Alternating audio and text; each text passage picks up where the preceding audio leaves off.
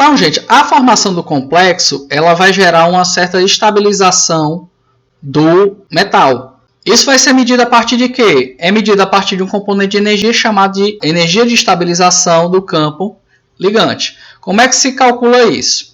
Quando você tem aqui o baricentro, que é quando o metal ele começa a ser circundado pelos íons e pelos ligantes neutros, à medida que a ligação vai formando, você tem a separação dos orbitais D em orbitais T2G, que são os orbitais dxy, dxe e dyz, e os orbitais EG, que é o dz ao quadrado, dx ao quadrado menos y ao quadrado.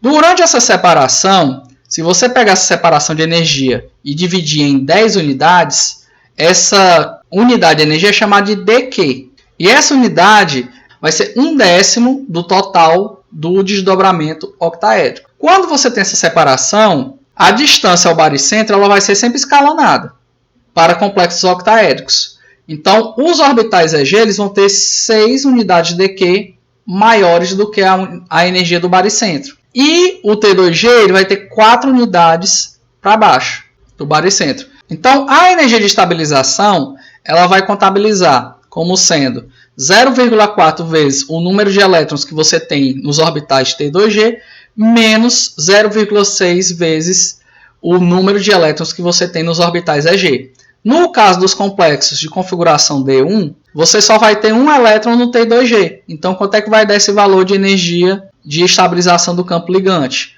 Vai ser 0,4 vezes 1 elétron. Então, isso aqui vai dar 0,4, quando você tem a configuração D1.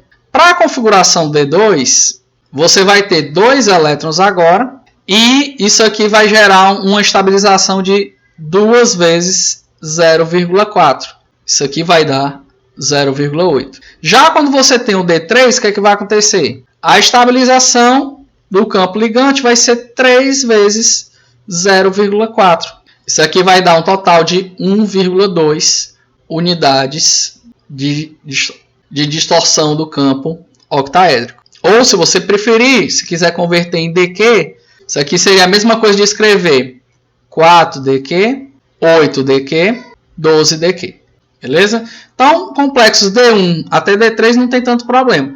Agora, quando você vai para os complexos que você tem diferença de spin, por exemplo, um complexo D4, aí você vai ter que saber se ele é um complexo de alto spin ou de baixo spin. Então, aqui você tem 2 complexos D4.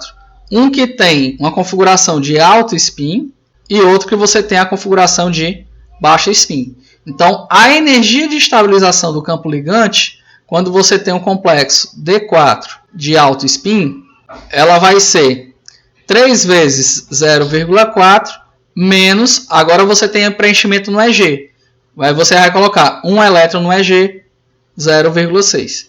Então, isso aqui vai dar quanto? Vai dar 1,2 menos 0,6, vai dar um total de 0,6 ΔO.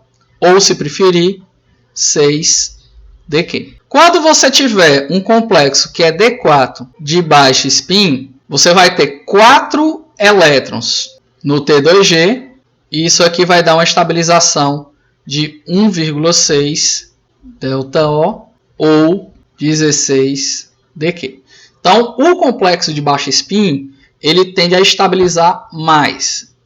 Mas o que acontece? Em contrapartida, você vai ter um componente de energia que vai desestabilizar o baixo spin. Qual é? Quando você tem 2 elétrons aqui no orbital, o que vai acontecer? Você vai ter um potencial de repulsão coulombica. Então, qual é a diferença de energia entre a estabilização do baixo spin e do alto spin? Essa diferença de energia, quando você tem a configuração D4 de baixo spin para o D4 de alto spin, vai ser 1,6 ΔO menos 0,6 ΔO, ou seja, vai ser o próprio ΔO. Então, você vai ter 2 componentes de energia. Pelo lado do preenchimento dos orbitais, a questão de estabilização do campo ligante, você teria uma preferência pelo baixo spin. Pela questão do potencial coulombico, você vai ter o quê? Que a preferência seria o alto spin, porque você não teria o componente de repulsão coulombico. Então, professor, o que vai determinar se o complexo vai ser de baixo spin ou de alto spin? São os valores de distorção de campo. Se o valor de distorção de campo ele for maior do que o potencial coulombico, então o emparelhamento dos elétrons vai estabilizar mais o complexo do que os elétrons desemparelhados. Então, isso aqui vai favorecer um estado de baixo spin. Por outro lado, se a separação dos orbitais D não for suficiente para superar a repulsão coulombica, o elétron ele prefere ficar no orbital EG. Então, você vai ter uma configuração de alto spin. Então, é por isso, só os ligantes de campo forte eles vão conseguir superar a repulsão coulombica, porque eles vão separar muito os orbitais T2G dos orbitais EG. Já os ligantes de campo fraco, a distorção é fraca, não consegue superar a repulsão coulombica e é por isso que o elétron vai preencher primeiro o EG antes de entrar o segundo elétron no T2G. Beleza? Agora a gente vai falar de distorção Jahn-Teller. O que é distorção Jahn-Teller, professor? É quando você tem uma assimetria de preenchimento nos orbitais D. Isso vai gerar uma mudança na geometria do complexo, ou seja, um complexo que era perfeitamente octaédrico, ou seja, ele tinha as 6 ligações iguais e os orbitais EG de mesma energia e T2G de mesma energia. Então, essa diferença de preenchimento ela vai estabilizar o complexo. Como? Mudando a geometria. Ela vai ser mais pronunciada quando você tem diferença de preenchimento entre os dois orbitais EG. Mas também acontece quando você tem diferença de preenchimento nos orbitais T2G. Professor, como assim diferença de preenchimento? O que isso vai funcionar? Vamos olhar aqui. Então, por exemplo, aqui a gente tem as configurações de baixo spin e aqui a gente tem as configurações de alto spin. Onde é que a gente vai ter esse efeito Jahn-Teller? A gente vai ter, por exemplo, nas configurações D1. Por quê? Porque quando você olha para os orbitais T2G, aqui tem um elétron, aqui tem 0 e aqui tem 0. Então, isso vai gerar a diferença de energia entre os orbitais. Vai ter no D2, mesmo motivo, 2 orbitais preenchidos e um vazio. O D3, ele não vai ter distorção Jahn-Teller.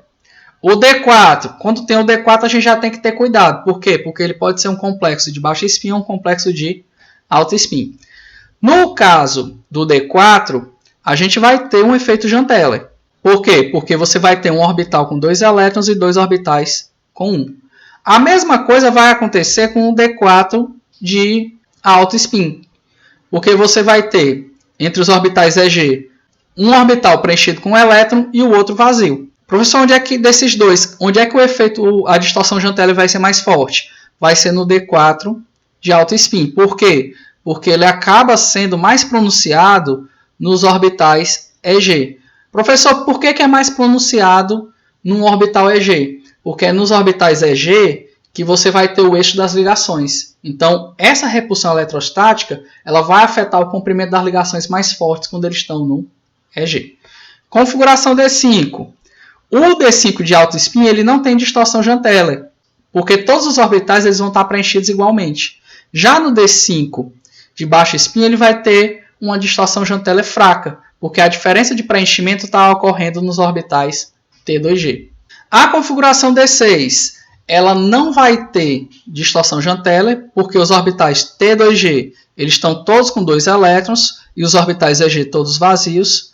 O D6 de alto spin ele já tem distorção Jahn-Teller, é fraco. Por quê? Porque a diferença de preenchimento está no T2G. O D7 ele vai ter distorção Jahn-Teller. No caso do complexo de baixo spin, essa distorção é mais forte. Por quê? A diferença de preenchimento está nos orbitais EG. Já no complexo de alto spin, essa distorção é mais fraca, porque ela vai acontecer no orbital T2G. A partir da configuração D8, D9 e D10, você já tem configurações eletrônicas idênticas entre si, tanto do baixo spin quanto do alto spin. Então a gente vai avaliar só um dos lados. O D8 ele não tem distorção Jahn-Teller, todos os T2G estão com 2 elétrons, todos os EG estão com 1 elétron. Se você olhar para o D9, vai ter distorção Jahn-Teller? Tem e é forte. Ó. Você vai ter diferença de preenchimento entre os orbitais EG. E no caso da D10, você não tem distorção Jahn-Teller. porque todos os elétrons estão preenchidos igualmente. Professor, como é que essa distorção Jantella ela vai afetar? Vamos pegar como exemplo um complexo de cobre. Quando você tem um complexo de cobre e água, o que vai acontecer? O cobre ele tem configuração D9, então a gente já sabe que ele tem efeito Jantella. O fato dele ter uma configuração D9, ele vai ter uma diferença de preenchimento dos orbitais D, que fica desse jeito. Então, se eu avaliar aqui, quando você tem esse tipo de distorção, você vai ter uma diferença de preenchimento dos orbitais. Então, o orbital dz ao quadrado, ele vai ficar no eixo z. Enquanto que o orbital dx ao quadrado menos y ao quadrado, ele vai ocupar os eixos x e y. Se você tem um orbital com 2 elétrons, a força de repulsão dele sobre a nuvem eletrônica dos ligantes é mais forte do que um orbital com 1 elétron. Então, se ele tem 2 elétrons, a tendência dele é afastar o ligante, devido à força de repulsão ser maior. E isso vai gerar uma diferença de comprimentos de ligação. Onde tiver 2 elétrons, o comprimento de ligação é maior do que o que tem 1 elétron. Então, se a gente olhar aqui, por exemplo, no complexo de cobre e água, o comprimento de ligação do eixo Z é de 2,45 angstroms, enquanto que no eixo X e Y é de 2 angstroms. Significa o quê? Que no orbital dx ao quadrado menos y ao quadrado, você vai ter 1 elétron, porque o comprimento é menor devido à força de repulsão menor. E quando você tem o eixo Z, onde o comprimento de ligação é maior, significa que a repulsão é maior devido à presença dos 2 elétrons. Esse afastamento do comprimento de ligação, ele vai afetar a geometria e a energia dos orbitais. Então aqui a gente tem, por exemplo, a configuração D9 do cobre. Então você pode ter duas possibilidades. Ou os 2 elétrons eles vão ocupar o dz ao quadrado, ou os 2 elétrons vão ocupar o dx ao quadrado menos y ao quadrado. O que vai acontecer em cada caso? Quando a ligação afastar, o orbital vai ser estabilizado, ou seja, a energia dele vai diminuir. No caso, se você trabalhar com a possibilidade de quem tiver preenchido completamente é o dx ao quadrado menos y ao quadrado, os ligantes se afastam do eixo x e y. Então você vai ter como se fosse uma compressão do complexo. Ele vai diminuir a altura e você vai ter um alongamento das ligações nos eixos x e y. Professor, o que vai acontecer? Os orbitais que têm componente nesses eixos, eles vão abaixar a energia. Então, por exemplo, o dx ao quadrado menos y ao quadrado, que compunha o orbital EG, ele fica com energia mais baixa do que o dz ao quadrado. E os orbitais que têm componente x e y, mais forte dos orbitais T2G, vai ficar com energia mais baixa também, que é o dxy. Os orbitais que têm menos componente, eles vão ficar com energia um pouquinho mais alta, que é o dxz e o dyz. Se agora a gente trabalhar com a outra possibilidade, que os 2 elétrons estão no orbital dz ao quadrado, o que vai acontecer? Os ligantes que estão no eixo Z, eles vão se afastar. No momento que eles se afastarem, vai ter uma diferenciação de energia entre os orbitais EG e os orbitais T2G. O que vai acontecer? Quem é que está mais distante agora? São os ligantes próximos ao eixo Z. Então, o dz ao quadrado vai ficar com energia menor do que o dx ao quadrado e os orbitais que têm componente Z vão ficar com energia mais baixa do que o dxy. Então você tem essa distorção da geometria. Como os comprimentos de ligação não são mais iguais, a gente não pode mais chamar essas geometrias de octaédricas. Agora a gente vai falar de complexos tetraédricos. Então, nos complexos tetraédricos, você vai ter uma mudança da disposição dos ligantes ao longo dos eixos cartesianos. A separação dos orbitais D ela vai continuar ocorrendo, mas os orbitais de menor energia agora vão ser outros. Por quê? Porque no caso do tetraédrico, os orbitais que estão nos eixos x, y e z estão mais afastados do ligante. Quem são esses orbitais?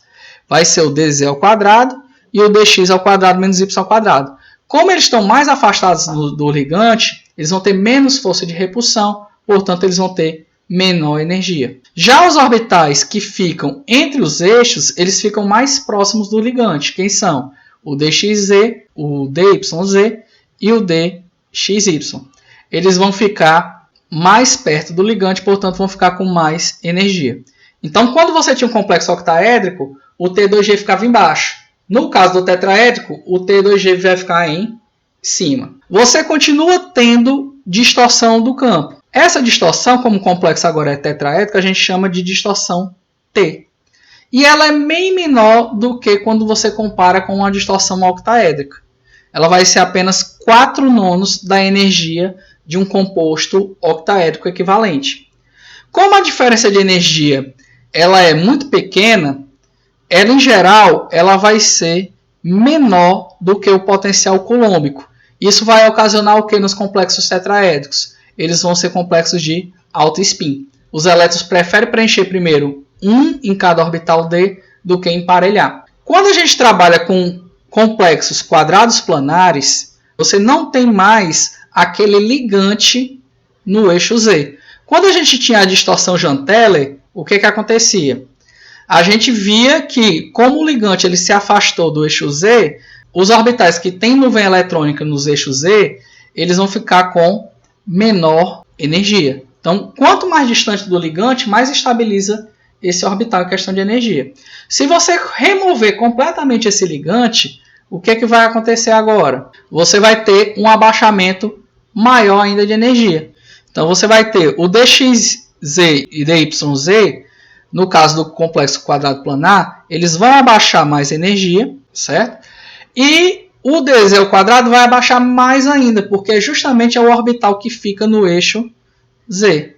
Só que ele vai ficar embaixo agora do DXY. Então, esse aqui vai ser a nova separação de energia de orbitais para o complexo quadrado planar. Além disso, é importante a gente observar aqui que quando você afasta o ligante do eixo Z, você acaba desestabilizando os orbitais D que não tem componente. Por quê? Porque você tem uma aproximação dos ligantes no eixo X e Y. Então você vai ter a desestabilização do dx ao quadrado menos y ao quadrado em forma de aumento de energia e vai ter uma desestabilização do dxy na forma também de aumento de energia. Então com isso a gente termina a nossa parte introdutória de composto e coordenação. Um grande abraço a todos e um bom estudo.